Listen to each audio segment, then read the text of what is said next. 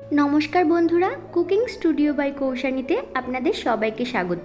আজ আমি আপনাদের সঙ্গে শেয়ার করব পুরীর একটি বিখ্যাত খাজার রেসিপি। এই খাজাই কিন্তু আমরা জগন্নাথ দেবকে ভোগ বা প্রসাদ হিসেবে নিবেদন করি।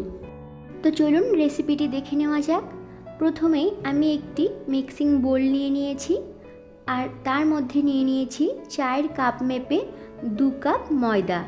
এখন এর মধ্যে 1/4 চা চামচ নুন দিয়ে ময়দার সঙ্গে একটু মিশিয়ে নেব। এরপর দিয়ে দেব 3 টেবিল চামচ পরিমাণে রিফাইন্ড অয়েল। এই খাজা তৈরিতে সাদা তেলের পরিমাণটা একটু বেশি দিতে হবে। এবার তেলটাকে ভালো করে ময়দার সঙ্গে এইভাবে হাত দিয়ে মিশিয়ে নেব। এই সময় ময়দার মিশ্রণটিকে মুঠো করলে যদি দলা হয়ে যায় আর একটু চাপ দিলেই যদি ভেঙে যায়, তাহলে বুঝতে হবে যে তেলের সঙ্গে ময়দাটা ভালোভাবে মিশে গেছে। এবার আমি এখানে 1 কাপ জল নিয়ে নিয়েছি। এখন অল্প অল্প করে জল দিয়ে একটা ডো তৈরি করে নেব।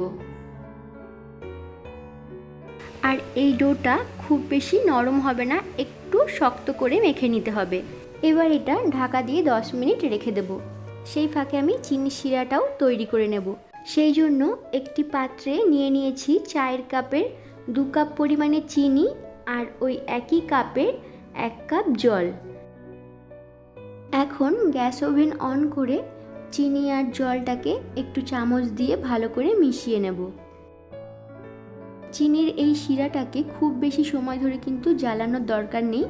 এটা ফুটে ওঠার 2 থেকে 3 মিনিট পর এরকম একটু চামচে ঠান্ডা করে নিয়ে হাত দিয়ে দেখবেন, যদি একটু চিটচিটে ভাব বা একটার মতন হয়, তাহলে বুঝতে হবে যে খাজার জন্য তৈরি শিরাটা একদম ঠিকঠাকভাবে হয়ে গেছে।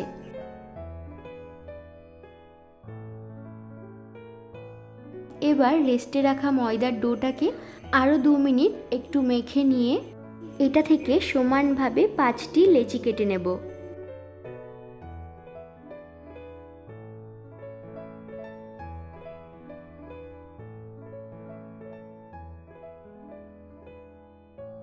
এবার এইভাবে হাত দিয়ে লেচিগুলোকে একটু গোল করে নেব।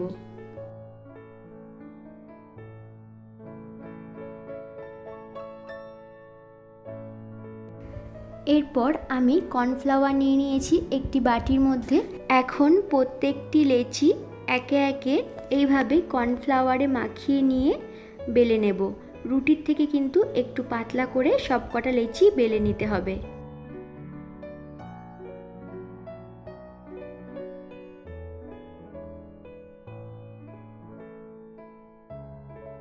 ঠিক এই রকম পাতলা করে বেলে নিতে হবে। একইভাবে প্রত্যেকটা লেচি বেলে নেব। সব শেষে ময়দার যে ডোটি আমি বেলে নিয়েছি সেটা চাকির মধ্যে রেখেই এর ওপর থেকে দিয়ে দেব 1 চা চামচ সাদা তেল। তেলটাকে একটি ব্রাশের সাহায্যে ভালো করে মাখিয়ে নিয়ে এর ওপরে দিয়ে দেব 1/2 চা চামচ কর্নফ্লাওয়ার।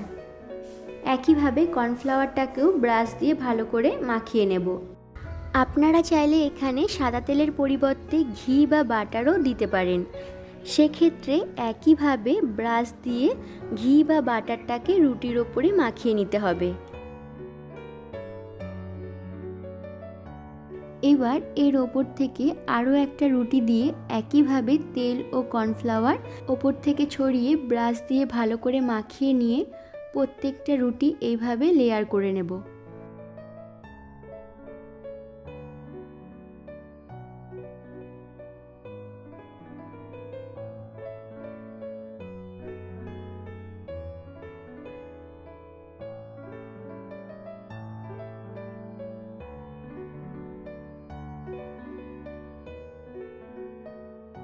সবকটা রুটির লেয়ারে তেল আর কর্নফ্লাওয়ার মাখিয়ে নেওয়া হয়ে গেছে। এখন 5 নম্বর রুটিটা দেওয়ার পর রুটিগুলো চারিপাশটা একটু হাত দিয়ে এইভাবে প্রেস করে নেব। এখন খুবই আলতো করে এইভাবে হাত দিয়ে একটা রোল বানিয়ে নেব। আর নিচের দিকটা এইভাবে একটু আঙুলে করে জল নিয়ে রুটিগুলোর গায়ে একটু মাখিয়ে নেব, যাতে ভেজে নেওয়ার সময় খাজাগুলো খুলে না যায়।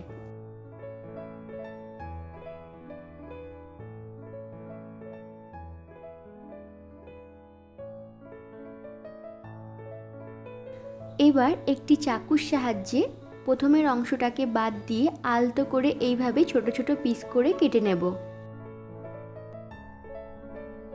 খুব বেশি জোরে প্রেস করে ধরে কিন্তু এটা কাটা যাবে না, এইভাবে চাকু দিয়ে আলতো করে কাটতে হবে, না হলে কিন্তু লেয়ারগুলো নষ্ট হয়ে যাবে। এবার ছোট ছোট এই খাজার লেচিগুলোকে অল্প পরিমাণে একটু কর্নফ্লাওয়ার মাখিয়ে নিয়ে হালকা হাতে এইভাবে বেলে নিতে হবে।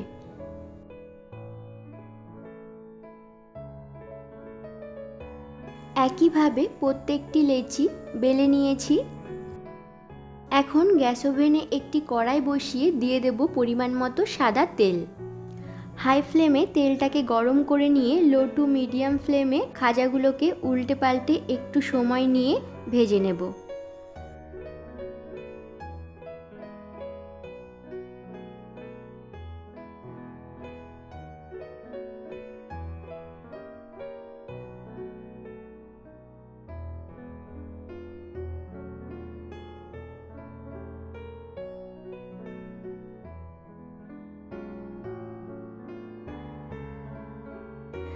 খাজাগুলো ডিপ গোল্ডেন হয়ে এসেছে। এখন এগুলোকে তুলে নিয়ে আগে থেকে যে চিনি শিরাটা তৈরি করে রেখেছিলাম সেই শিরার মধ্যে দিয়ে এইভাবে একটু চামচ দিয়ে উল্টে পাল্টে নিয়ে তুলে নেব। খুব বেশিক্ষণ কিন্তু রসের মধ্যে ডুবিয়ে রাখার দরকার নেই, কয়েক সেকেন্ড একটু রেখে তুলে নিলেই রেডি মুচমুচে রসালো খাজা। একইভাবে আমি বাকি খাজাগুলো ভেজে এইভাবে রসে ডুবিয়ে তুলে নেব। তো বন্ধুরা, বাড়িতে অবশ্যই এই রেসিপিটি ট্রাই করবেন আর কেমন লাগলো আমাকে কমেন্ট বক্সে জানাবেন। তার সঙ্গে সঙ্গে লাইক আর শেয়ার করতেও কিন্তু ভুলবেন না। যারা এখনও আমার চ্যানেলটিকে সাবস্ক্রাইব করেননি তারা প্লিজ আমার চ্যানেলটিকে সাবস্ক্রাইব করবেন, আর যারা ফেসবুক থেকে দেখছেন তারা প্লিজ আমার পেজটিকে ফলো করে দেবেন। তো আজকের মতো টাটা, সবাই ভালো থাকবেন, সুস্থ থাকবেন। আবার ফিরে আসবো অন্য কোনো রেসিপির সঙ্গে। টাটা।